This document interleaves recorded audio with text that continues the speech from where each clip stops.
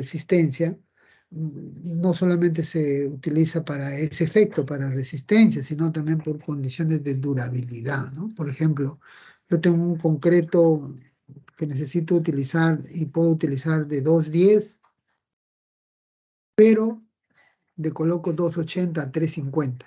Ya no por resistencia, sino por condiciones de durabilidad. Por ejemplo, ¿en qué tipo de elementos? En elementos que tienen contacto con el agua, ¿no? La norma indica que los elementos que tienen contacto con el agua, como son las cisternas, ¿no? Inclusive con aguas servidas, buzones y ese tipo, el concreto que debe utilizarse es un concreto de mínimo 245, ¿no? Entonces, por eso que nosotros no utilizamos 245, sino 280.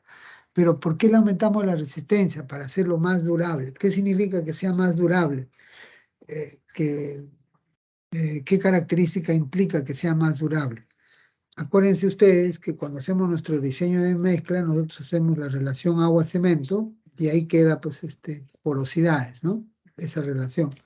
Y en nuestro diseño nosotros sabemos que cuando menor es la relación agua-cemento, tengo menos porosidades, pero a la larga tengo mayor resistencia del concreto, ¿no? Entonces yo para que mi concreto sea durable, tengo que tratar de minimizar las porosidades, ¿no? Entonces tengo que hacer una relación agua-cemento menor, significa que tengo que tener concretos de mayor resistencia, ¿no? Entonces el objetivo de tener concretos de mayor resistencia no es por la solicitación de resistencia que recibe ese elemento que está en contacto con el agua, sino para minimizar los vacíos, ¿no? De tal manera que minimizando los vacíos tengo mayor posibilidad de vida útil de ese material, ¿no? Ese es el concepto de durabilidad, ¿no? Entonces, en muchas estructuras a veces se coloca concretos de mayor valor, no por resistencia, no por requerimiento de los esfuerzos, sino por conceptos de durabilidad. Entonces, la norma relaciona muchas características mecánicas del concreto al FC, ¿no? Por ejemplo, el modo de elasticidad tiene relación con FC, la resistencia a tracción, la resistencia al corte, la adherencia, todas se relacionan con el valor de FC. Por eso es importante conocer la resistencia a compresión del concreto, ¿no? ¿Cómo se obtiene esa resistencia a compresión? Mediante ensayos regulados por la norma ACTM, mediante ensayos de probetas, ¿no? Generalmente de dimensiones de 6×12, o también hay dimensiones menores ahora, ¿no? Se hacen cilindros, se utiliza un procedimiento para la prueba, básicamente se somete a compresión, ¿no? Y en algunos casos, algunos equipos nos permiten determinar el acortamiento, ¿no? Entonces se va aplicando cargas con una carga con una velocidad determinada y en un momento dado la probeta falla, ¿no? Por compresión, ¿no? Generando una falla más o menos de este tipo, ¿no? Y en base a la normativa se registra el tipo de falla, ¿no? Y se hace supuestamente el informe de resistencia a compresión, ¿no? Obviamente, cuando vienen las probetas de la obra, estas vienen de repente con caras no parejas, entonces se tiene que colocar un emparejamiento mediante un capping, ¿no? Un capping o almohadillas de neopreno, ¿no? Para asegurar que la carga se distribuya uniformemente, ¿no? ¿Okay? Ese es más o menos el esquema. Acá se presentan algunas probetas que han sido sometidas a esos ensayos y acá se puede ver el capping, ¿no? El capping que se puede hacer de manera manual o se puede colocar almohadillas, ¿no? Almohadillas de concreto, ¿no? Entonces, acá también surge un tema de investigación, ¿no?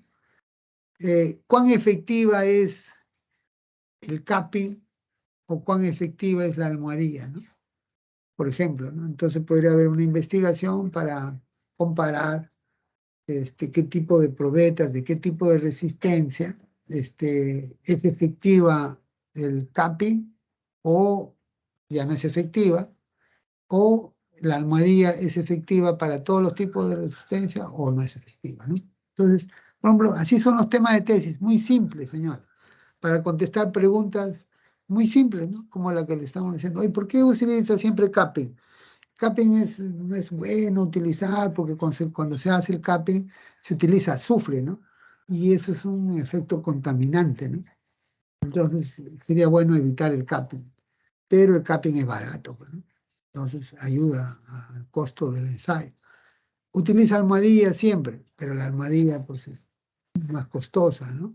Entonces, ¿podrías utilizar siempre capping o tienes que utilizar almohadillas, considerando todos esos esquemas? Entonces surge la necesidad de hacer esa investigación, ¿no? Para los que quisieran. ¿Sí? Seguimos. La resistencia a la compresión del concreto está dada por esta curva, ¿no? Esta curva que es deformación unitaria, esfuerzo, como lo estamos viendo acá, ¿no? Esta curva se supone nos permite tener una idea de cómo son las curvas para distintos tipos de concretos, ¿no? En función al PCI, ¿no? Acá estamos hablando de 1000, 2000, y todos tienen una forma parecida, como se dan cuenta, ¿no? Que se comportan linealmente, luego no lineales, llegan a su pico y posteriormente colapsan, ¿no? Su máxima resistencia, ¿alrededor de dónde está? De una deformación unitaria más o menos de 0.02, ¿no? Esa es más o menos la tendencia. ¿Qué factores afectan a la resistencia del concreto, ¿no? Que nosotros siempre utilizamos, ¿no? Como ustedes saben, la relación agua-cemento, ¿no? Porque la relación agua-cemento es el efecto directo de la resistencia, ¿no? Cuando la relación agua-cemento es baja, se reduce la porosidad, como hemos dicho, y obviamente pues eso mejora su durabilidad, ¿no? Pero a la larga, cuando menor es la relación agua-cemento, como ven ustedes la curva, mayor resistencia tengo, ¿no? ¿Ok? Claro, porque como que los vacíos se van eliminando y se va haciendo un elemento más compacto, ¿no? Entonces, quiero tener mejor resistencia del concreto, menor relación agua-cemento, ¿no? Quiero ser un concreto más durable, menor relación agua-cemento, para disminuir los poros, ¿no? En algunos casos se genera concretos con aire incorporado, ¿no? Por alguna necesidad constructiva, para poder, de repente, dotarle de algunas propiedades, ¿no? Queremos evitar esa condición de comportamiento, entonces vemos acá en estos gráficos cuál es la relación con aire y sin aire incorporado, ¿no? Sin aire incorporado aumenta su resistencia. Ven, acá llega a 6000 más o menos a los 28 días, y acá llega a 4000 y tantos, ¿no? A los 28 días, ¿no? El aire incorporado en algunos casos se coloca con aditivos, ¿no? Para, por ejemplo, mejorar su performance de concretos a gradientes térmicas, ¿no? Para concretos que están sometidos a gradientes térmicas, pavimentos rígidos, ¿no? En alturas, se sugiere utilizar el aire incorporado para que no ingrese pues el agua del hielo y deshielo, ¿no? Entonces, eso ayuda a un mejor comportamiento, el aire incorporado. Otras condiciones de las características del concreto es el curado, ¿no? El tipo de curado, ¿no? Entonces, ustedes saben que la norma plantea una serie de tipos de curado, ¿no? Hay curado sumergido para fines de laboratorio, pero en obra también podemos utilizar lo que son las mantas, las películas de impermeabilización, ¿no? Para evitar que el agua salga del concreto. En conclusión, lo que queremos indicar es de que cuando el tiempo de curado es mayor, mejora la resistencia del concreto, ¿no? Por eso que tenemos que hacer un adecuado curado, ¿no? Por otro lado, el ensayo, cuando se realiza el ensayo, se genera pues un ensayo con una velocidad de carga, ¿no? Esa velocidad de carga está establecida en la norma y es por eso que los equipos tienen que tener un dispositivo que asegure una velocidad de carga constante, ¿no? No puedo hacerlo muy rápido ni muy lento, ¿no? Porque me genera distorsiones en los resultados, ¿no? Entonces, un equipo de ensayo de compresión debe tener la velocidad de carga controlada. Por eso que los equipos que se utilizan para fines de ya profesionales, son equipos con velocidad de carga controlada electrónicamente, ¿no? Uno pone en el dispositivo y dice, quiero que la carga sea de esta forma, y entonces ya el dispositivo coloca. Eso no sucede con los equipos a compresión manuales, ¿no? Que tienen una manivela, ¿no? Donde se va aplicando la carga de acuerdo al esfuerzo que uno hace. Eso está bien para poder hacer diseños preliminares, para chequear una idea de mi resistencia, pero no sería una resistencia estandarizada, ¿no? Tendría que ser con un equipo que tenga velocidad de carga, ¿no? Ustedes ven acá cómo afecta la velocidad de carga a la resistencia. Cuando es muy lento, baja la resistencia. Cuando es muy rápido, aumenta la resistencia. Entonces, ¿cuál sería el adecuado? La velocidad que la norma indica, ¿no? ¿Ok? Entonces, ¿cómo es el procedimiento de análisis? Entonces, se somete a compresión, hay que asegurar que esta compresión sea uniforme, y conforme se va aumentando la deformación, se supone, generándose una fuerza que dividida entre el área me da el esfuerzo, ¿no? ¿Qué vemos en la curva de esfuerzo de formación del concreto? Que tiene una zona lineal, ¿no? Una zona lineal. ¿Qué significa lineal? Que la deformación es proporcional al esfuerzo, ¿no? Y además lineal, ¿qué significa? Que si quito la carga, vuelve a su condición inicial, ¿no? Luego de eso tiene una zona no lineal, ¿no? Donde ya se supone que si quito la carga, ya no vuelve a su posición inicial porque tiene ciertas fisuras, ¿no? Y en esa condición llega a su capacidad máxima, que es el esfuerzo máximo o esfuerzo FC', ¿no? Posteriormente falla, ¿no? Este es el gráfico de la curva de esfuerzo de formación típico de un concreto donde se puede visualizar la zona lineal, no lineal y su esfuerzo máximo, ¿no? Estamos hablando acá de 210, 280, 350, lo que corresponda, ¿no? Y esto se logra pues con velocidades de carga de más o menos 2.5 kilos centímetro cuadrado por segundo, ¿no? ¿Ok? La norma nos establece una velocidad mínima, ¿no? Y la carga lenta, como ustedes saben, pues genera una menor resistencia, ¿no? La norma estandariza a una velocidad determinada, ¿ok? Bien, seguimos. Aquí vemos algunos problemas en los procesos constructivos del concreto, ¿no? Miren, cangrejeras, que pueden ser producto de un concreto mal diseñado, o sea, que tiene una mala trabajabilidad. Puede ser concretos que no han tenido la adecuada densificación o vibrado, o que tienen pues, elementos muy congestionados que impide el paso del concreto, ¿no? Esto hay que repararlo, ¿no? Pero no hay que repararlo estéticamente, nada más poniendo un poquito de cemento. Hay que repararlo con un concreto con la misma calidad, ¿no? ¿Ok? Ese sería el esquema. No se trata de solamente pasarle el tarrajeo, ¿no? Acá miren, cangrejeras, pero ya no son cangrejeras, ya son perforaciones, ¿no? Que siempre ocurren por una mala colocación del concreto, ¿no? Una mala planificación en la colocación, ¿no?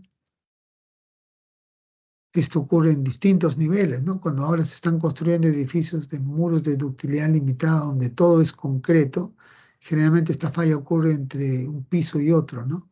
Porque se supone que se encofran con elementos muy esbeltos y la parte inferior es donde no llega el concreto adecuadamente, generándose estos problemas, ¿no? De cangrejeras, que generan un problema de comportamiento de falta de adherencia, ¿no? Entonces el cortante puede hacer que falle por ahí, ¿no?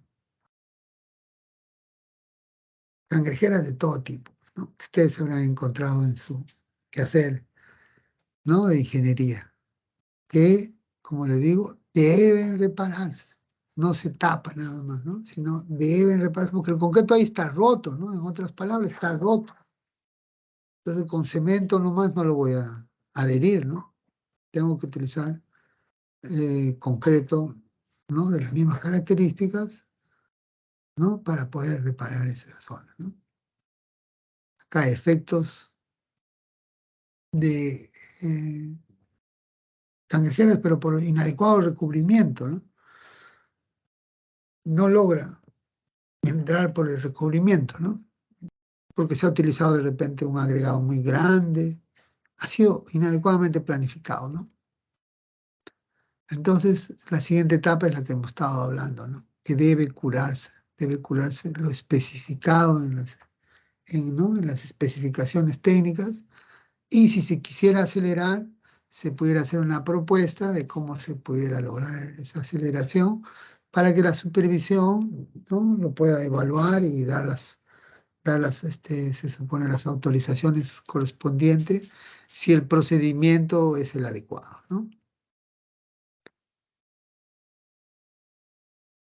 Entonces acá hemos visto, están las curvas típicas de los esfuerzos a compresión del concreto, donde nos están diciendo pues que hay zonas todas tienen un comportamiento lineal, un comportamiento no lineal, el esfuerzo máximo, y todas están, el esfuerzo máximo que ocurre entre 0.02 y 0.03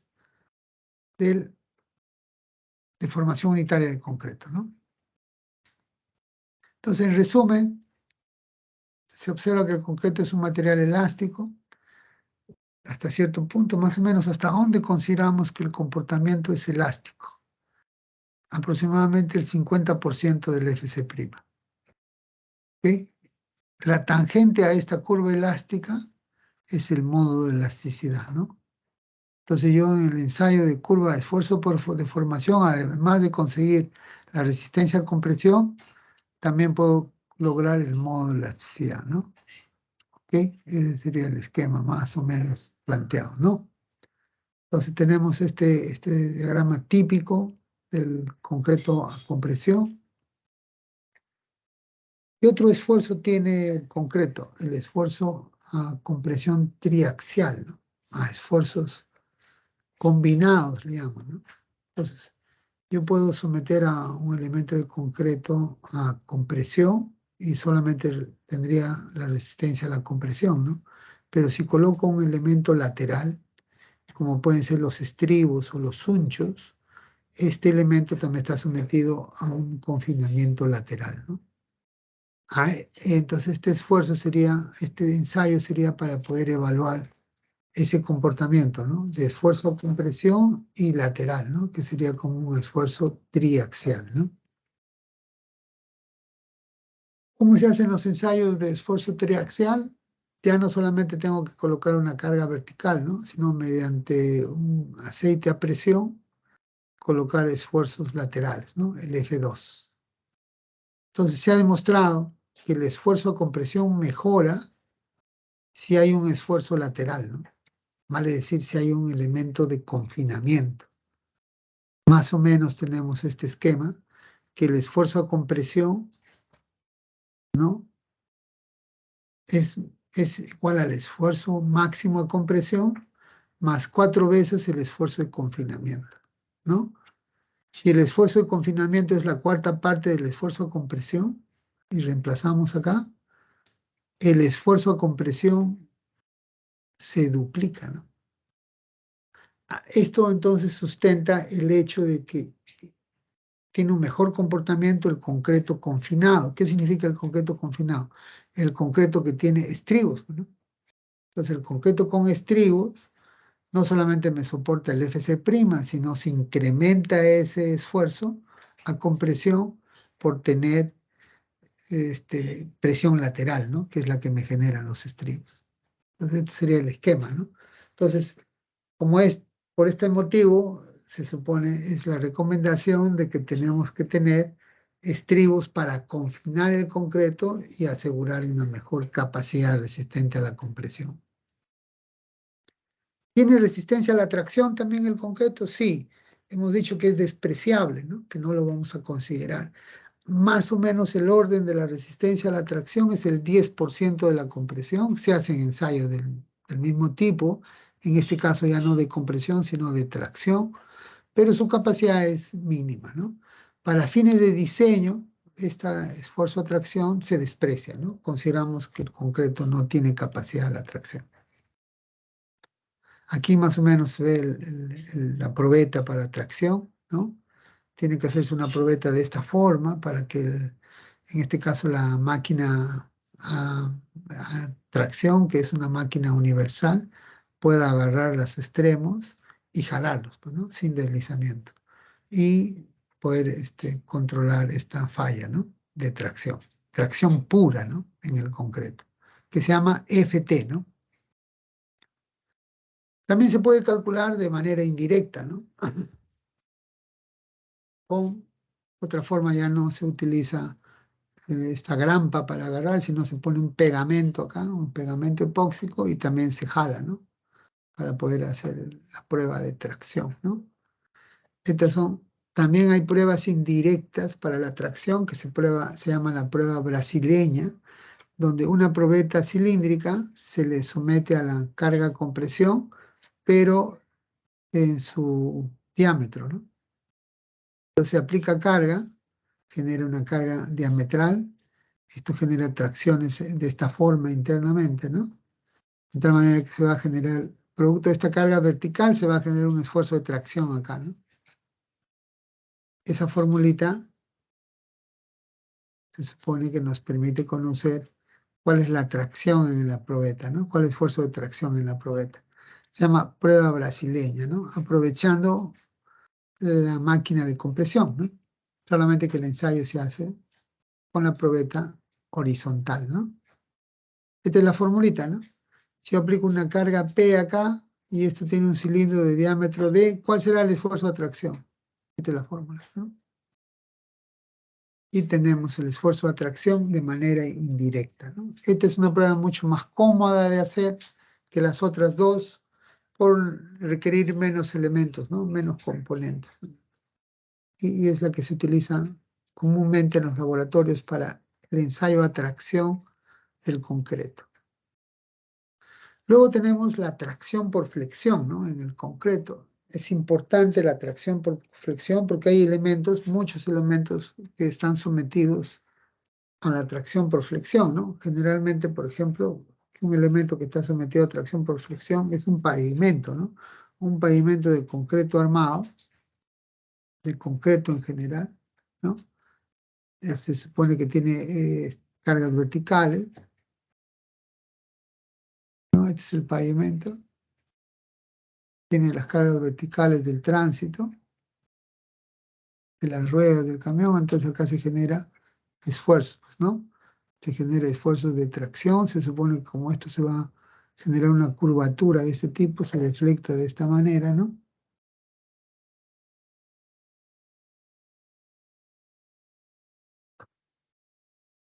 Acá abajo hay la tracción, ¿no?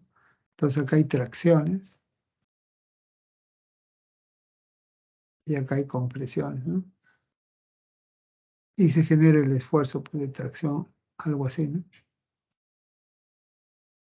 Este sería el esfuerzo de tracción por flexión y este sería el esfuerzo de compresión por flexión, ¿no? Esto es importante, ¿no? Para los pavimentos. ¿Cuál será el esfuerzo de tracción por flexión máximo, ¿no? La formulita que nos da la norma es de el momento por la fibra más alejada entre la inercia, ¿no? Esta es la formulita que tenemos que calcular para la tracción por flexión. Y más o menos la norma nos indica que esto está, o el orden es de 2 veces la raíz de Fc'. Ese es el orden. También se llama esto módulo de ruptura, ¿no?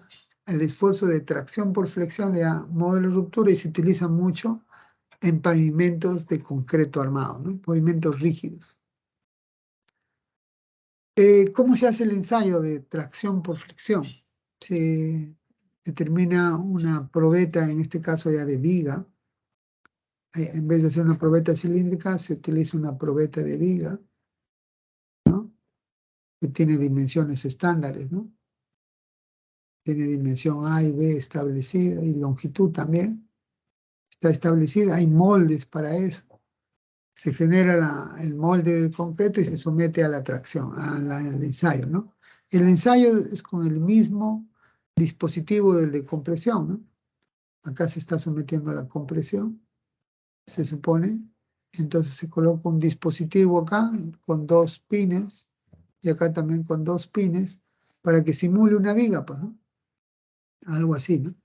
Entonces, esta sería acá ven la carga P. Esta carga se distribuye en 2 cargas, ¿no? P medios y P medios. Se supone que acá la reacción será igual a P medios y P medios, ¿no? Tengo una viga sometida a este esquema, ¿no? Que cuanto más carga pongo, más carga va a haber acá y en un momento dado se va a fisurar, pues, ¿no? Se supone que se va a fisurar por tracción acá, ¿no? Y fallaría ahí, ¿no? Lo ideal es que la falla esté en la zona, todo esto se divide en tercios, ¿no? L tercios, L tercios, L tercios. Y lo ideal es que las fallas ocurran en la zona central, ¿no? En la zona de fricción pura, se dice, ¿no? Y acá se determina, pues, según las formulitas, esta, ¿no? Es como una viga. Tengo mi carga, es como una viga común y corriente. Este sería el diagrama de cortantes, diagrama de fuerza cortante. Y este es el diagrama del momento flector, ¿no? Ustedes se dan cuenta acá, en la zona central, el cortante es nulo, ¿no? Acá el cortante sería 0 y acá sería el momento flector máximo, ¿no? Entonces, en esta zona se dice que está trabajando a fricción pura, ¿no? Porque no hay corte, pues, solamente hay fricción pura. Por eso que lo ideal sería que las fallas ocurran acá, que es la zona de fricción pura. El momento máximo para esta viga sería PL sextos. El C sería la mitad de la altura, pues, ¿no? Porque es una viga que tiene este esquema de acá, ¿no? Esta sería la distancia C del eje neutro, ¿no? Y la inercia sería, si C es H medio, sería este valor, ¿no? Reemplazando, el esfuerzo igual al momento por C entre I, operando, se calcula el esfuerzo, ¿no? El esfuerzo sería igual a P por L entre H cubo. Entonces, calcularíamos el esfuerzo cuando se rompe, ¿no? Ese esfuerzo cuando se rompe está producido por esta carga, como tiene esta longitud y tiene esta altura, calculo el esfuerzo, ¿no? Ese sería el esfuerzo a fricción, que en nuestra facultad lo podemos hacer porque tenemos los equipos para eso y de repente ustedes han participado ya, ¿no? Ahí está, miren, este es el equipo que se coloca para la fricción. Acá se pone la probeta, ¿no? Este equipo se coloca en la máquina compresión, ahí está, arriba para colocar los 2 pines, ahí están los 2 pines, para P medios y acá para las reacciones, ¿no?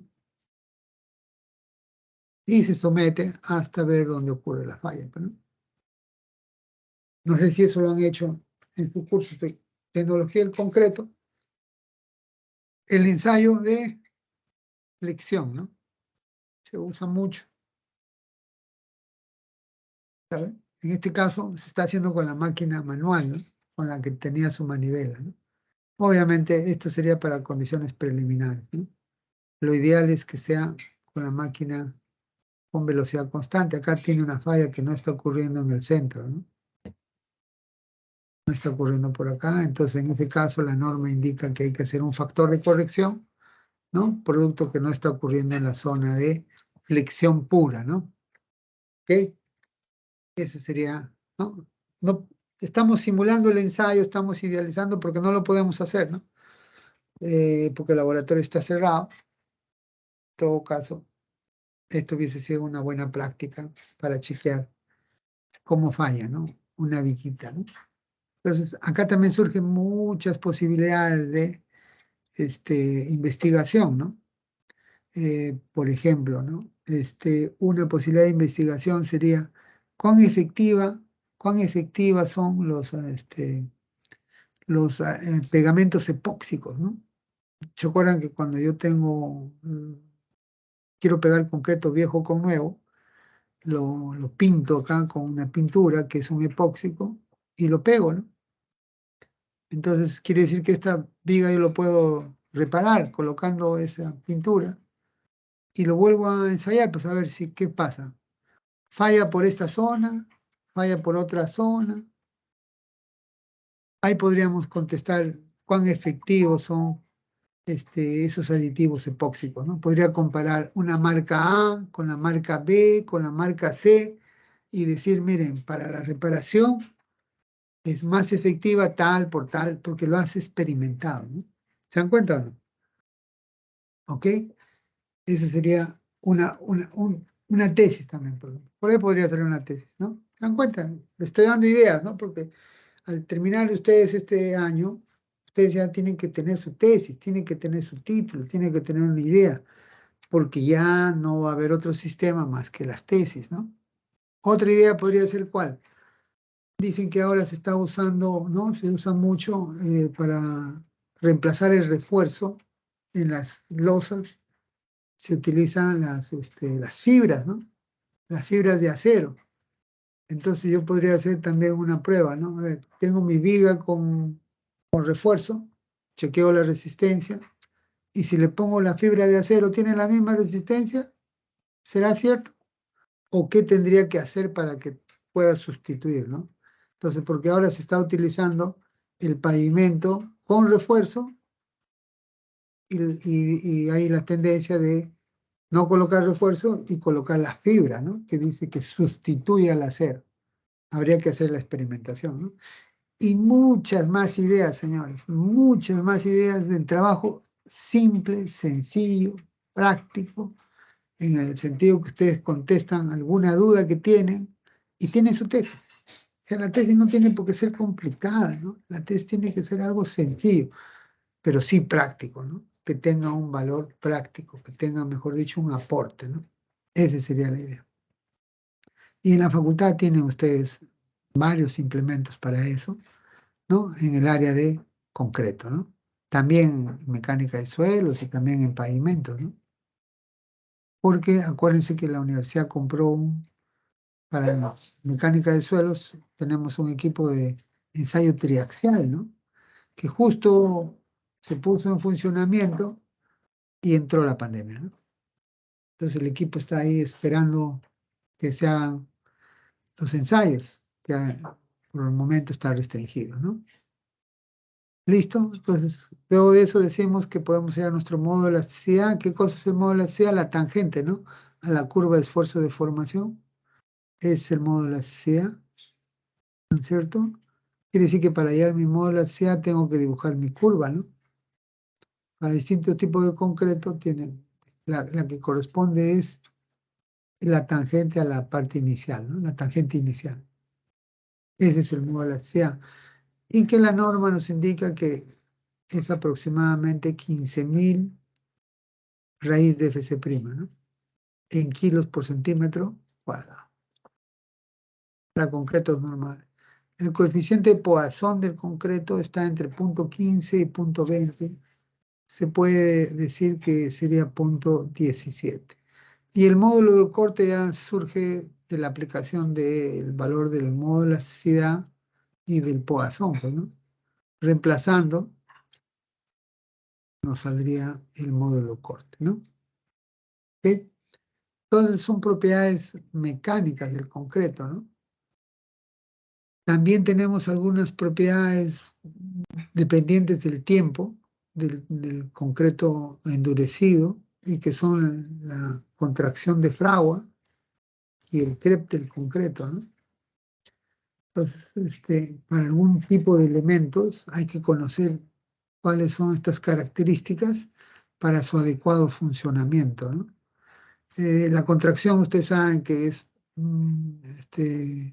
una condición producto del proceso de fraguado, ¿no? Entonces se utiliza mucho para la colocación del concreto y para aceptar o rechazar de repente pues, un concreto premezclado que viene de la planta hasta la obra y que pierde pues, su capacidad cuando se coloca de repente de manera tardía o excediéndose el tiempo correspondiente. Y el flujo práctico o CREP del concreto es una propiedad muy interesante, señores, que de repente no ha sido totalmente dada a conocer, pero es un fenómeno del concreto que tiene relación con la carga aplicada, ¿no? es un fenómeno de deformación bajo carga continua, ¿no? Debido al reacomodo interno de las partículas, ¿no? Eso significa que cuando yo tengo carga, ¿no? Va a tener una capacidad de esfuerzo de formación y luego sin carga otro esfuerzo de formación. En líneas generales, ¿qué pasa? En líneas generales, el concreto se acorta debido a esas condiciones. Un momentito, por favor.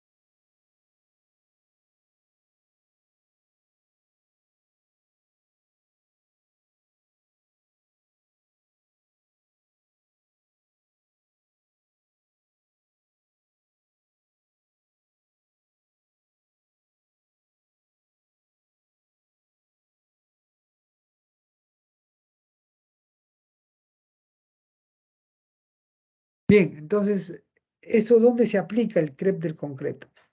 ¿Se acuerdan que nosotros tenemos un tipo de concreto también que se llama preesforzado?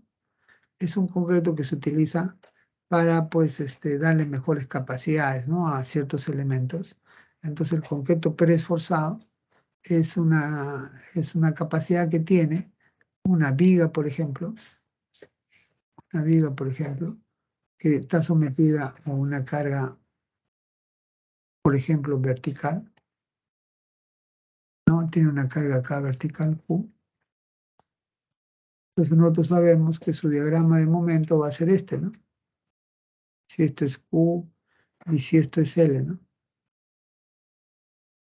¿Cuál es su diagrama de momento? Más o menos lo sabemos, que es momento máximo igual a ¿cuánto? A QL cuadrado sobre 8, ¿no?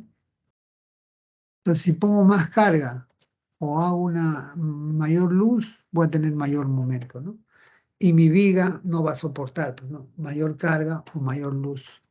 Entonces, o tengo que hacer vigas muy peraltadas. Entonces surge el preesforzado. ¿Qué es el preesforzado? Es una fuerza adicional que se le aplica a la viga para que pueda disminuir este momento, ¿no? ¿Cómo se le aplica? Si este es el eje de la viga, entonces tenemos acá la sección transversal de la viga, este es su eje, se coloca debajo del eje a cierta distancia, voy a ponerlo por acá para ser más grande, si esta es la viga, este es su eje neutro, ¿no? Entonces le colocamos un ducto acá para colocar un cable con una fuerza, una distancia E, y acá voy a aplicar una fuerza P, ¿no? Entonces voy a aplicar una fuerza P acá como adicional a lateralmente, ¿no? A ambos lados. P a una distancia. Entonces, ¿esto que me está generando? Un momento contrario a la carga, ¿no? ¿Cuál es el momento contrario? P por E, pues, ¿no? Entonces yo aplico una carga de tal manera que tenga un momento equivalente a este, ¿no? Entonces, P por E sería igual a Q por L cuadrado entre 8, y ahí calculo cuál sería la fuerza P necesaria, ¿no? Para eliminar el momento. Sería Q por L al cuadrado entre 8E, ¿no? Si yo aplico esta fuerza, este momento no se va a generar, ¿no? Porque va a haber un momento en sentido contrario, equivalente, que lo elimine. Eso significa que puedo, pues, usar esa viga para mayor luz o para mayor carga, ¿no? Eso se llama el concreto preesforzado, ¿ok? Que se coloca un cable en un ducto y se le somete a una carga P, ¿no? Se le precomprime, ¿no? Para que tenga esa capacidad.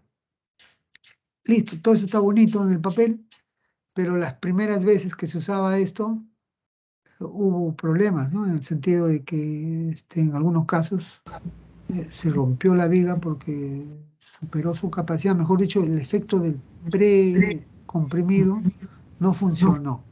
¿Y por qué no funcionó? Porque se supone que yo, ¿cómo hago esto? Hago la viga, le pongo el cable, ¿no? Acá, por decir, con una cierta forma. Acá se supone lo anclo, acá lo anclo con algún dispositivo de alguna patente, porque estos son patentes, y acá lo jalo hasta alcanzar P. Cuando llega a P, también lo anclo, entonces esto queda preesforzado, por así, ¿no? Así funciona.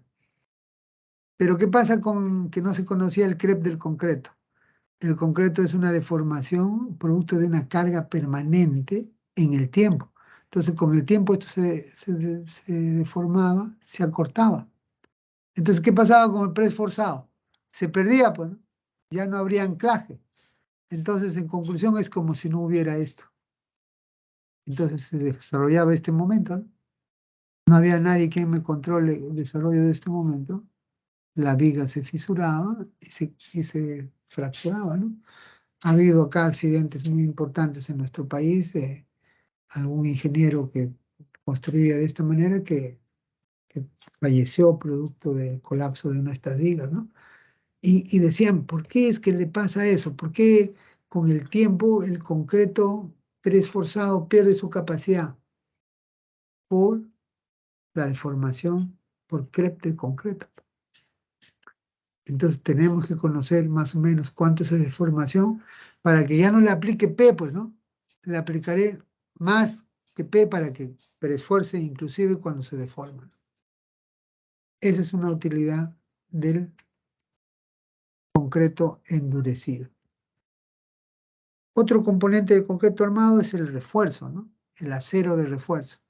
El acero de refuerzo que nosotros utilizamos en nuestro país es un acero de refuerzo denominado que está conformado por varios componentes, entre el más importante el carbono, ¿no? Tiene magnesio, tiene silicio, tiene cromo, pero el más importante es el carbono, ¿no? Entonces, esto está normado mediante la ACTM y nosotros usamos el 615, ¿no? ¿Ok? Que nos da el acero de refuerzo con las características que nosotros usamos, ¿no? Cuyo modo de elasticidad es 2 millones aproximadamente, ¿no? 2 millones kilocentímetros cuadrados. ¿Ok? Viene en designaciones de numeración, 2, 3, 4, 5, 6, o también viene en denominaciones de pulgadas, ¿no? 1/4, 3/8, media, 5/8. Esta es la denominación que tiene mayor uso, a pesar que la idea es que lleguemos a la parte de nomenclatura internacional, ¿no?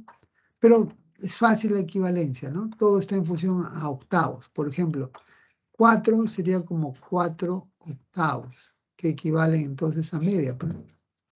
¿Se dan cuenta? 6 sería igual a 6/8, que sería igual a 3/4, ¿no? Y así sucesivamente. Entonces hay una equivalencia directa, ¿no? Entre estos valores. ¿Okay? Entonces yo puedo decir 4, que es equivalente a media, y que tiene este diámetro, y tiene esta área nominal y este peso por unidad de longitud. ¿Ok?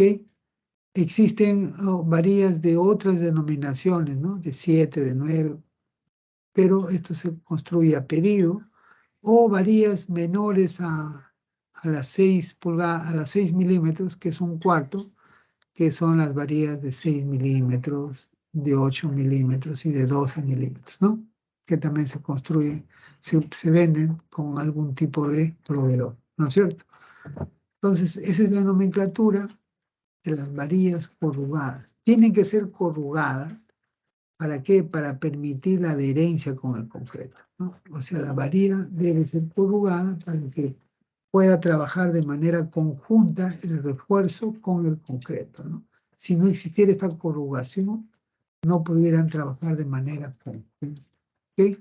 Es por eso que, como tiene la corrugación, en algunas empresas el área de la sección no solamente es la área física, sino con la corrugación, ¿no? Entonces, por eso que el área a utilizar debe ser la que proporciona el proveedor, ¿no? O sea, el área yo sé que sale con la fórmula del círculo, ¿no? Pero a veces esa no es la área, ¿no? El área real es con las corrugaciones, ¿ok? Entonces, por eso es que utilicemos de repente la caracterización de los proveedores. Acá tenemos una varilla, como nos entrega, da la marca, ¿no? Y nos dicen inclusive el diámetro y acá dice el grado. Grado 60. ¿Qué significa grado 60? Que su FI es de 60 KSI, que es kilolibras por pulgada cuadrada, ¿no? Que es equivalente a 4.200 kilos por centímetro cuadrado, que es el refuerzo que nosotros utilizamos en nuestro país, ¿no? ¿Ok? Esa es la idea, ¿no? Hacemos esta precisión porque puede tener refuerzo importado, entonces debemos conocer sus características, ¿no? El acero que utilizamos es el acero grado 60, el 615, es el que se utiliza de manera común para nosotros, pero si quisiéramos hacer un acero que además sea soldable, entonces utilizaríamos un acero con la norma A706. Listo, si yo quiero comprar un acero de construcción y lo pienso soldar, debo comprar el acero grado 60, pero A706, porque el 615 no es soldable. Si uno le coloca los electrodos, lo debilita y lo daña, ¿no? Entonces, si yo quiero soldar, debe ser el A706, ¿ok? ¿Qué más? Ah, acá tenemos la nomenclatura, ¿no? Nosotros estamos utilizando el acero A615, pero grado 60, que tiene como esfuerzo de fluencia 4.200 y esfuerzo de rotura 6.300. Puede haber aceros de grado 75 que tienen mayor esfuerzo de fluencia, ¿ok? O puede haber acero de grado 40 con menor esfuerzo de fluencia, ¿ok? Eso tenemos que tener claro. Refuerzos antiguos, en construcciones antiguas, antes nosotros no producíamos acero, entonces se importaba. ¿Qué se importaba? El acero grado 40. Entonces, en construcciones antiguas ustedes van a encontrar acero grado 40, que tiene un FI 2800, ¿no? Entonces, tiene que tomar en cuenta esas características para su análisis, su diseño, ¿no es cierto? FI 2800 y la otra condición es que no venía corrugado, ¿no? Entonces, para darle la adherencia, ¿qué hacían acá en nuestro país? Lo torsionaban, ¿no? Lo torsionaban. Entonces, ustedes van a encontrar el fierro como que está torsionado, ¿no? Entonces dice, este fierro está mal, ¿qué le ha pasado? No, sino que lo torsionaban para que luego se adhiera al concreto, ¿no? Entonces, esas son las características que pueden ustedes encontrar en construcciones antiguas, ¿no? Porque a veces nos toca la posibilidad de reparar y reforzar construcciones antiguas, entonces debemos conocer esas características. También en las aceros se hace de los ensayos, ¿no? En este caso, el ensayo más importante es el ensayo a tracción, ¿no? Está dada por la norma NTP y también se hace con la máquina universal, ¿no? Se toma una varilla, se le coloca unos elementos de sujeción y se somete a la tracción, pues, ¿no? Se somete a la tracción, a que esto se estira hasta adelgazarse, se adelgaza y finalmente se rompe, ¿no? Acá está el adelgazamiento, ¿ves? ¿Lo ven? Esto no lo podemos hacer en nuestra máquina de compresión, ¿no? Porque solamente está sometido para compresión, esto tiene que ser una máquina para tracción, ¿no? No tenemos en el laboratorio esa máquina, ¿no? Que se denomina máquina universal, ¿no? Para tracción. Tendremos que recurrir a otro laboratorio. Y si hacemos ese diagrama esfuerzo de formación, que será P, pues, ¿no? P entre el área, que es esfuerzo, entre la deformación unitaria. Entonces vemos que en este caso el diagrama de esfuerzo de formación tiene estas características, ¿no? ¿Cuáles son sus características? Que en un momento dado comienzan linealmente hasta llegar al esfuerzo de fluencia tiene una zona como de estancamiento, luego como que se incrementa un poquito hasta llegar a su máximo esfuerzo, que es el esfuerzo de rotura, y finalmente falla, ¿no? Este es el diagrama de esfuerzo. Pero fíjense, estamos hablando así, ¿no? Comparando, ¿no? Vamos a hacer un diagrama de esfuerzo de formación, ¿eh? Deformación, esfuerzo, esfuerzo. ¿Listo? Entonces, esfuerzo si no le ponemos de esta manera, ¿no? Mejor para que no sea esfuerzo nada más.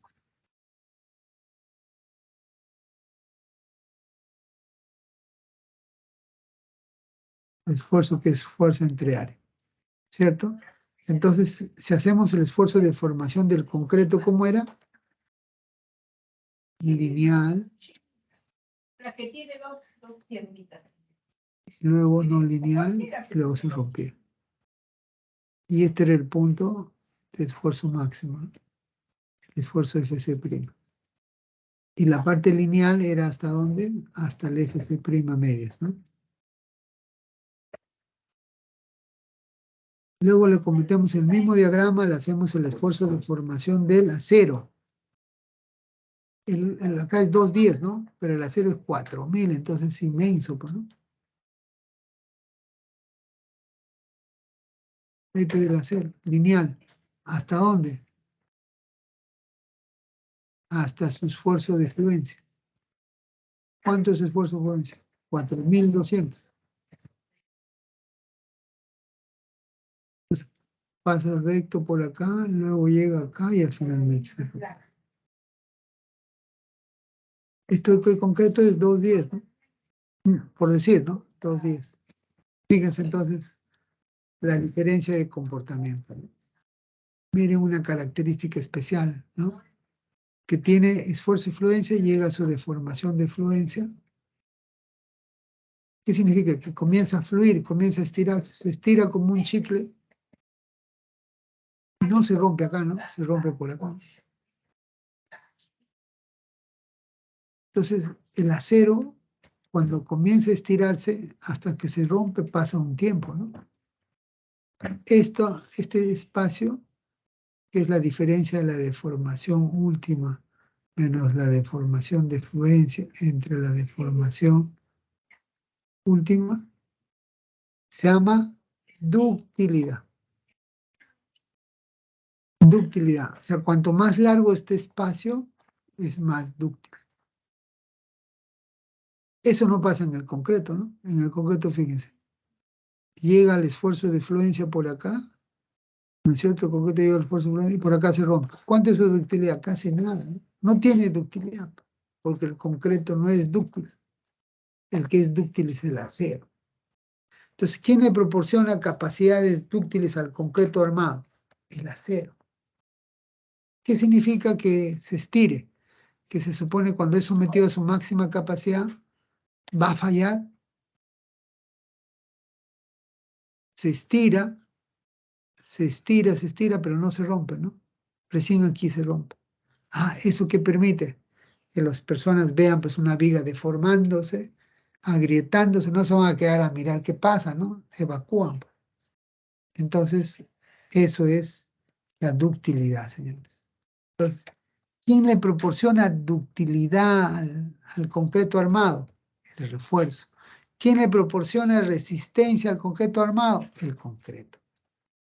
Esa es la idea de los componentes del concreto, ¿no? Aprovechamos una capacidad del concreto y una capacidad del acero, para que los dos en conjunto puedan presentarnos un material más adecuado, ¿no?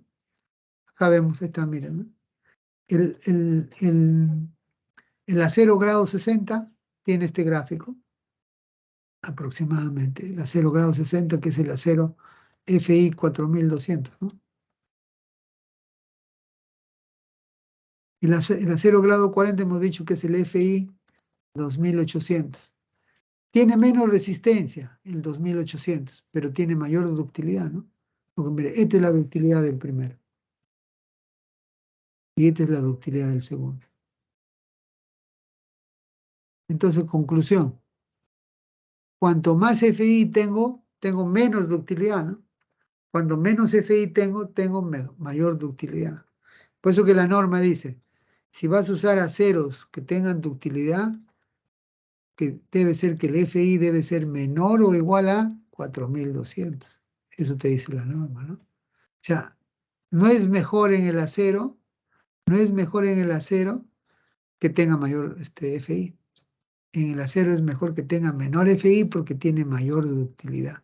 A diferencia del concreto, ¿no? Dice, el concreto mínimo que debes usar es de 210 para que sean dúctiles, o mayor a 210, pero mínimo 210, dice, ¿no? Para elementos de concreto armado, ¿no? Para sistemas de concreto armado. Porque ahí surgiría la pregunta, ingeniero, pero yo he construido viviendas con concreto 175. Sí, pues, porque las viviendas que has construido de repente son de albañería confinada, pues. En albañería confinada, el concreto no es vital, ¿no?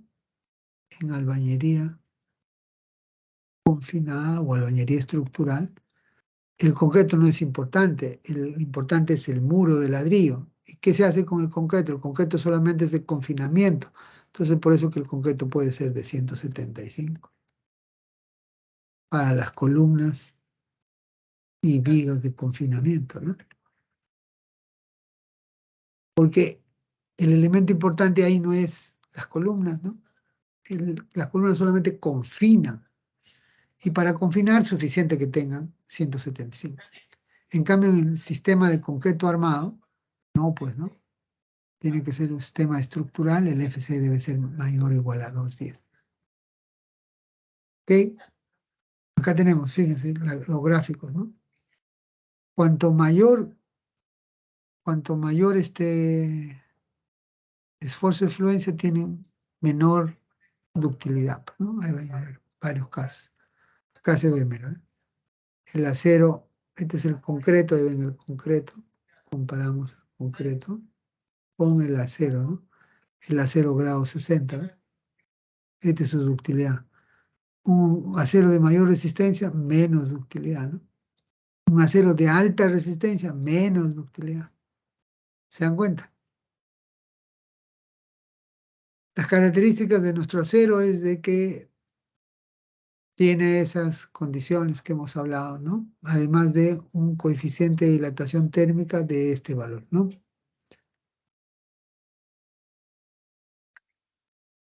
Entonces hemos dicho que si queremos usar acero no soldable, 615. Si queremos usar acero soldable, la 706, ¿no? Hay que pedirlo, ¿ok? Hay que pedirlo. ¿Para qué? Entonces, ¿cuáles son los parámetros típicos del acero? Este punto se llama punto de fluencia. Este es el esfuerzo de fluencia, la deformación de fluencia. Esta es la deformación de la zona plana. Esta es la deformación de rotura, ¿no? O última. Este es el rango que me da la ductilidad. ¿Ok? Esos serían los parámetros que debemos tener de un acero.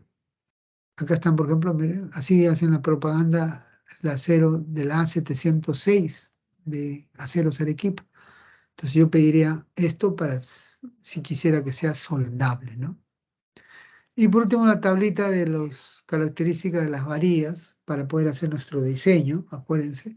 Cuando hablamos de varilla número 2, equivale al refuerzo de 1/4 de pulgada, cuyo diámetro es de 0,6, ¿no? Cuyo perímetro es de esta forma y cuyo peso es esto, ¿no?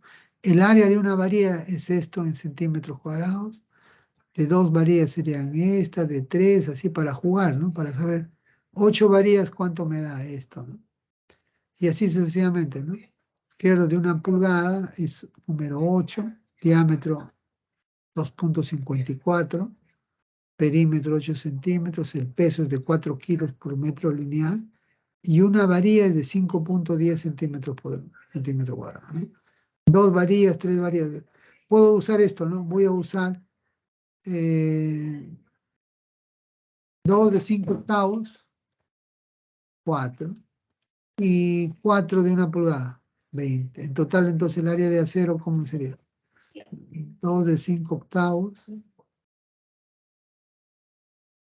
más 2 de 1 pulgada, sería equivalente a 4 centímetros, más 20.4. Entonces, en total estoy colocando, ¿cuánto? 24.4 centímetros. Para eso tenemos esta tablita. ¿Ok? Y el peso sería para poder pues, chequear si es que hay un tema de movilización, saber pues en ese paquete de tantas varillas cuánto está pesando para poder de repente utilizar la grúa correspondiente, ¿no? O el camión para transportarlo, ¿no? Con la tara que corresponde. Esas serían las características del acero convencional. Tenemos otro tipo de acero que se llama la malla electrosoldada, ¿no? Que se está utilizando mucho en nuestro país porque se está combinando con el encofrado moldeado, ya preparado, que es el encofrado metálico o de madera que nos alquilan. Ahora muchas empresas que alquilan encofrado para poder hacer un proceso constructivo más rápido, ¿no? Entonces, cuando hago muros de ductilidad, tengo que colocar malla, que ya vendría preelaborada, porque vendría la malla habilitada, soldada, colocaría el encofrado, también ya prehecho, y luego vaciaría con un concreto premezclado, ¿no? Todo eso me facilita el proceso constructivo y obviamente la productividad en la obra, ¿no? Esa es su ventaja, pero debo conocer qué características tiene este refuerzo, ¿no? ¿Es idéntico al refuerzo convencional? No. ¿Por qué? Porque tiene otras condiciones, ¿no? Se utiliza, ¿eh?, para las placas, muy utilizado últimamente, con el encofrado, ¿no? De comercial que nos dan, ¿no? En la cual no permiten poner columnas en los extremos, ¿no? Solamente muros, ¿no? Por eso que son muros de ductilidad limitada. Entonces, ¿qué tenemos? La malla electrosoldada, acá vemos, ¿eh? El acero convencional tiene punto de fluencia, punto de meseta y por acá se rompe, ¿no? El acero convencional, entonces, ¿cuál es su ductilidad? Todo esto, ¿no? Todo esto es la ductilidad del acero convencional. Y la malla electrosoldada no, pues llega a su punto de fluencia un poquito más y ya se rompe.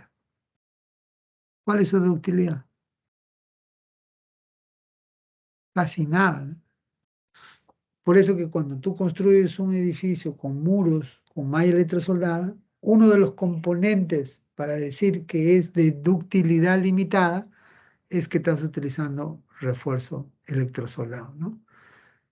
¿Qué condiciones tiene? Que utiliza un acero trefilado, dice. ¿Qué es el trefilado? El acero que se ha hecho, se ha estirado y luego se ha colocado pues, puntos de soldadura, ¿no? Para habilitarlo. Eso le da menor ductilidad. Tienes que conocerlo, tienes que saber que ese es un componente de menor ductilidad de tu muro. Por eso te dicen, estás construyendo un sistema de ductilidad limitada. Uno de los componentes que está aportando para que su ductilidad no sea buena es la malla electrosoldada. No, pero tiene un esfuerzo de fluencia, la malla electrosoldada tiene un esfuerzo de influencia, mira, mayor de 5.600. Esfuerzo de fluencia de 5.600 de la malla electrosoldada. Mucho menor que el 4.200, ¿no? El acero convencional, FI 4.200. Es mejor en resistencia, pero no en ductilidad. ¿Ok? Ese sería el concepto que tenemos que tenerlo claro. Bien, entonces, esas son las consideraciones de la malla electrosoldada. Algunos modelos del concreto armado para poder hacer análisis, ¿no? De más adelante. Hay un modelo de concreto reforzado que se llama el modelo Mander, que es la curva de esfuerzo de formación, pero ya del concreto, ¿no? O sea, el concreto vale decir concreto simple más el refuerzo, ¿no? Entonces, este es el modelo, acá esta es la curva del concreto de esta forma, Esto es para concreto no confinado. Y para concreto confinado es esta curva de acá, ¿no? Entonces, se dibuja la curva, ¿no? Del concreto reforzado, ¿ok? Y con esto puedo hacer mi análisis lineal o no lineal, considerando ya las características del material, ¿no? Porque antes lo conocía solo como concreto y solo como acero, pero ahora ya tenemos el comportamiento en conjunto, en este caso con el modelo de Mander, ¿no? ¿Ok? Entonces, hay, como ustedes han dicho, concreto no confinado es si no tuviera estribos, y concreto confinado es si tuviera estribos, ¿no? El modelo cambia, ¿no? Cuando yo someto a un elemento a compresión, se trata de formar lateralmente, pues, ¿no? ¿Quién evita que se deforme lateralmente? El refuerzo transversal, ¿no? Y aquí ven la prueba bien clara, ¿no? De ese efecto, ¿no? ¿Ok? De ese efecto. Un ratito, jóvenes, por favor, un minutito.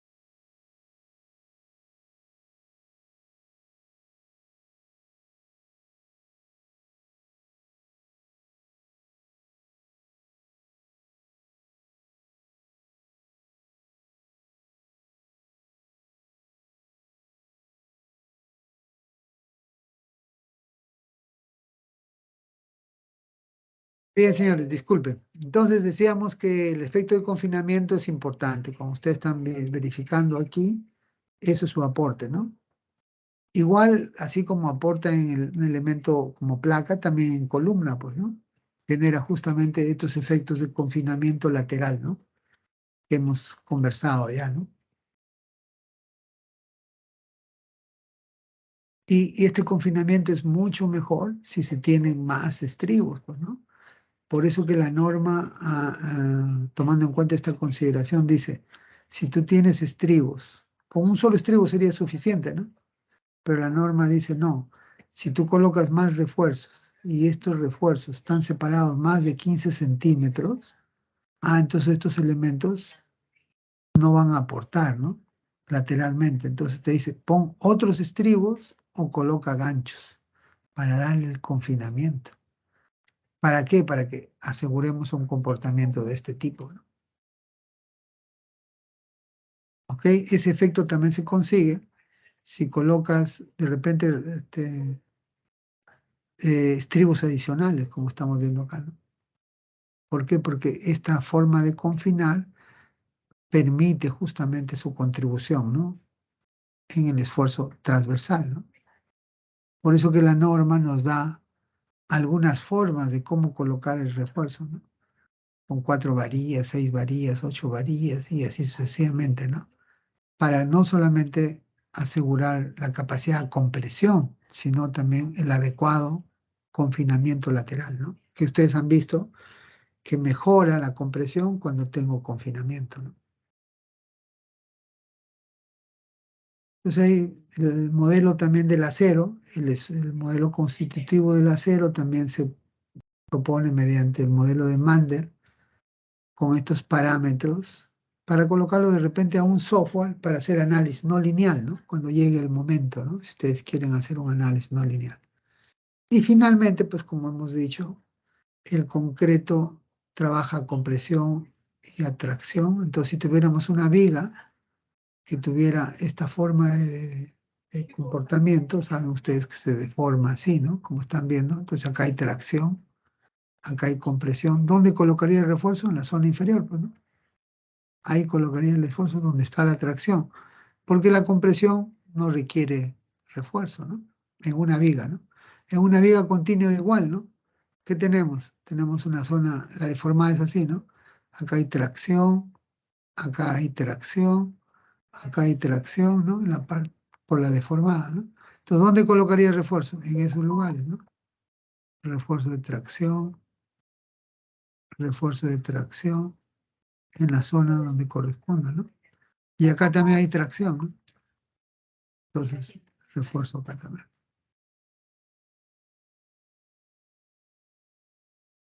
En una estructura cerrada, como si es una alcantarilla, ¿se acuerdan? Una alcantarilla donde se coloca, es un marco cerrado, ¿no?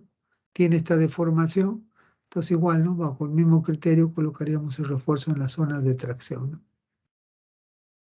En general, entonces, en las zonas de tracción hay que colocar refuerzo, porque el concreto no tiene capacidad de tracción. En las zonas de compresión es suficiente el concreto, ¿no? Tenemos otros elementos como muros de contención con el mismo criterio, ¿no? Y un pórtico, obviamente, también tendría el mismo criterio, ¿no? Acá tiene tracción, acá tiene tracción, acá tiene tracción. Entonces, por eso que se coloca el refuerzo de esta manera, ¿no? En un pórtico. Más o menos eso es lo que hemos visto. Bien, señores, no sé si tienen alguna consulta, alguna duda de esta parte introductoria que está hablando de los materiales y de las características del concreto, ¿no? Como material, que debemos conocer para posteriormente ya comenzar a hacer el proceso de diseño, tomando en cuenta los requisitos de comportamiento, ¿no? Requisitos de la mecánica del concreto, tanto del concreto simple como el refuerzo, ¿no? Que es lo que hemos repasado el día de hoy de manera muy general. A ver, ¿alguna consulta, jóvenes, por favor? ¿Alguna duda? ¿Alguna pregunta? Ingeniero, buenos días. Sí, Ingeniero, buenos dígame. días, ¿me escucha? Sí, Tengo una perfectamente. consulta con respecto al CREP. Lo que pasa es que, como usted dice, el CREP es una deformación que se produce debido a que está sometido a cargas. ¿Se podría asimilar a lo que vendría a ser la fatiga en el acero No, cuando se le somete a cargas y esa deformación que se produce? O... sí, claro, podría ser como efecto parecido, pero como resultado no, ¿no? Porque en el caso del concreto, producto de ese efecto, se deforma y se acorta, ¿no? En el caso del acero, producto de cargas repetitivas, el acero se fatiga. ¿Qué significa que se fatiga? Como que se cansa. Entonces, como que ya su capacidad de resistencia se elimina, ¿no? ¿Ok? En el caso del concreto, la resistencia se mantiene. Lo que pasa es que el concreto se acorta por CREP, ¿no? En cambio, el acero, lo que pasa es que su resistencia disminuye, ¿no? Por fatiga, por el efecto de tener carga cíclica, ¿no? Carga, luego descarga, carga, luego descarga. Entonces llega un momento que se fatiga. Ya, Inge, gracias. ¿Ok? ¿Alguna otra consulta, por favor?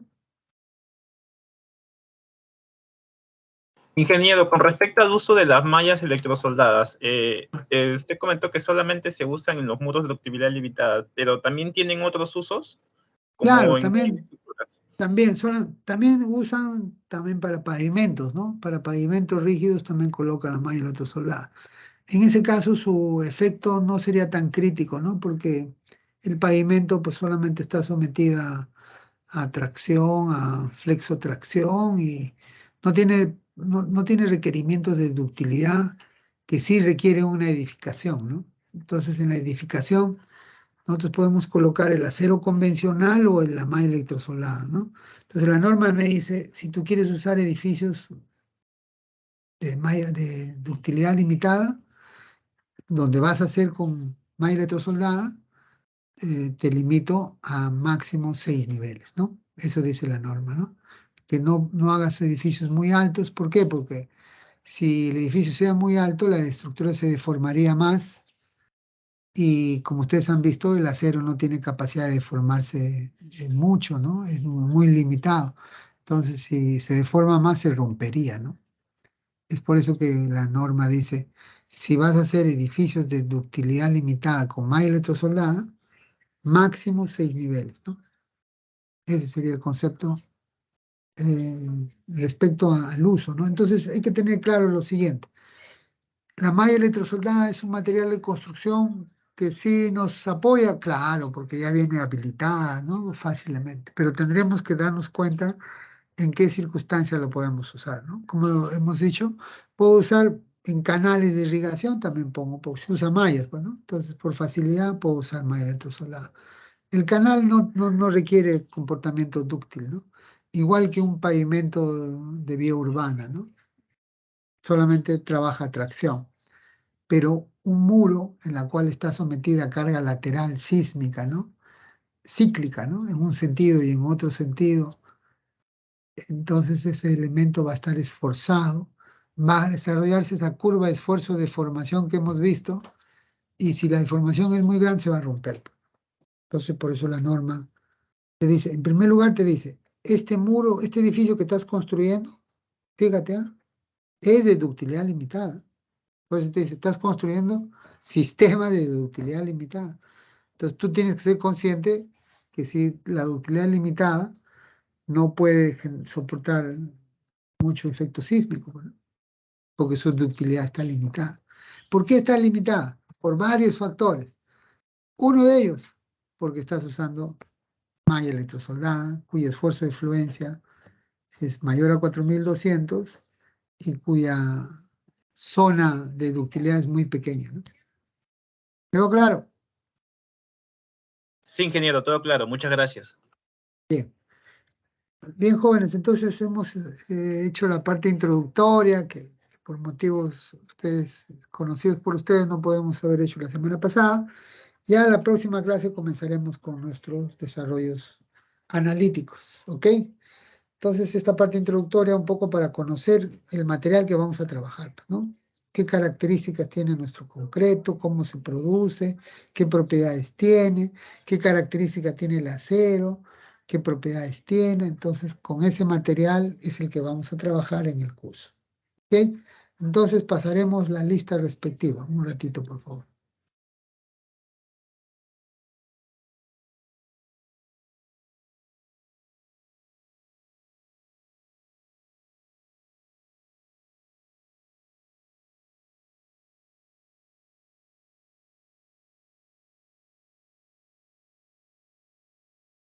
A ver, vamos a pasar lista, señores.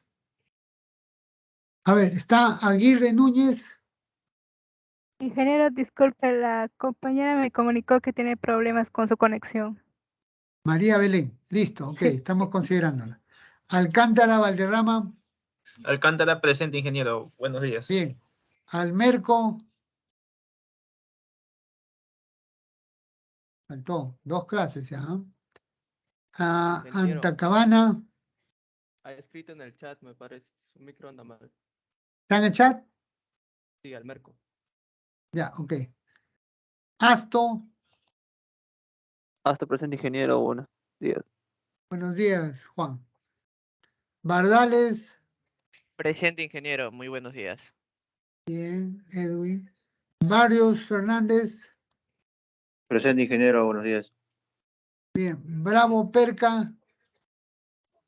Bravo, Perca, presente, ingeniero. Ingeniero, disculpe, el compañero Almerco le ha puesto falta. Ha escrito en el chat. Almerco, ha escrito en el chat. Delegada, me pasa la voz Sí. siempre, ¿eh? Ok. Burgos. Burgos presente, ingeniero. Ok. Cancho. Presente, ingeniero, buenos días. Bien. Carlos Martínez. Carlos, presente, ingeniero. Buenas tardes. Bien. Porpuna. Presente, ingeniero, buenos días. Cerrón. Cerrón presente, ingeniero. Buenos días. Bien. Chupitaz. Chupitaz presente. Conde. Conde presente, ingeniero. Buenos días. Listo. Cuba. Presente, ingeniero. Buenos días. Bien. Juro. Presente, ingeniero. Buenos días. Del Águila. Ingeniero, buenos días, presente. Bien, Daniel. Dueñas. Buenos días, ingeniero, presente. García Yanco. Presente, ingeniero, buenos días. Bien. Hilario. Hilario. No está. Huamán, Malpartida. Ingeniero Hilario, ya Presente, puso ingeniero. presente en el chat. Buenos días. Huamán, Malpartida presente. Hilario en el chat. Delegada. Confirmado. Bien. López Villanueva. Presente, ingeniero. Bien. Luyo. Ingeniero, me comentó que iba a salir, se le presentó una urgencia. Ah, estuvo. Sí. Ok. Maucalle. ¿No está Maucalle? Mesa. Ingeniero, presente, buenos días. Bien, Mesa. Mori. Presente, ingeniero. Buenos días. Bien. Núñez Román, Sí. presente, ingeniero. Núñez es, ¿no? Núñez, Sí. acá salió una cosa media rara. Núñez Román, ¿no? Sí, ingeniero, presente. Listo, gracias. Quispe Taipe. Presente, ingeniero. Tarazona Guerrero. Presente, ingeniero, buenos días. Tiznado. Tiznado, presente, ingeniero, buenos días. Torres. Torres Fernández presente. Torres Fernández. Torres Vega. Presente, ingeniero Torres Vega. Bien. Villacampa. Villanca presente, ingeniero, buenos días. Listo. Los alumnos Sarabia.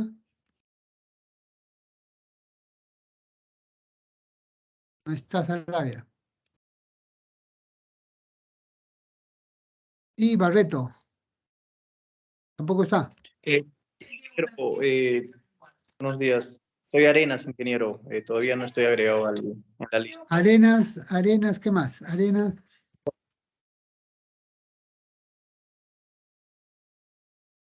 Osorio, ingeniero. Osorio, listo. Por favor, yo te agrego en un ratito. La delegada me mandó estos 3 nombres, delegada, para agregar o todavía no me has enviado. Sí, ingeniero. Ya ahora le envío. Ah, por favor, mándame con su nombre completo y sus códigos, ¿sí? Para poder agregarlo.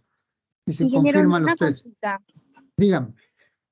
Para el curso de TAPS, mañana han declarado feriado, pero ¿vamos a hacer clase?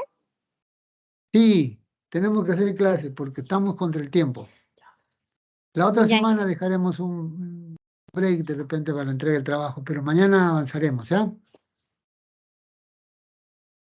¿Ok? ya, ingeniero. Delegada, pásale la voz, porque creo que también me dicen que la otra semana también se van al Congreso, creo. Entonces, mejor mañana ganamos tiempo, ¿ya?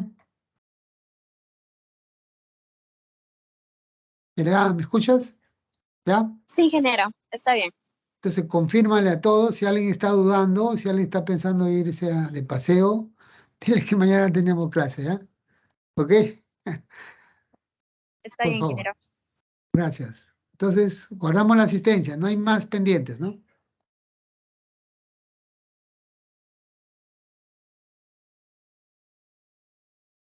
Ok, entonces cerramos la asistencia. No sé si tienen alguna consulta final, alguna duda complementaria. Bien, todavía ninguna tarea porque hemos hecho solamente la parte introductoria y a la próxima semana comenzaremos con las tareitas, ¿ya? ¿Ok? Ok, Bien, pues ingeniero. señores, muchas gracias por su Bien, ingeniero. participación, por las paciencias con las interrupciones que están habiendo. Ustedes sabrán disculpar, son las coordinaciones de la facultad. Entonces, agradezco todos esos detalles y nos volvemos a reunir el miércoles, ¿no? Próximo miércoles, para comenzar ya con actividades más concretas. Bien, señores, entonces, hasta aquí llegamos el día de hoy, damos por culminado la clase y me despido de ustedes hasta la próxima reunión. Buenos días con todos. Buenos días, ingeniero. Hasta luego. Hasta luego. Ingeniero, hasta luego. Ingeniero. Chao, Snyder. Hasta Chao, luego, ingeniero. Henry. Ingeniero. Chao, Alexandra. Nos vemos. Hasta luego, ingeniero. Chao, Hasta Yesenia. luego, ingeniero.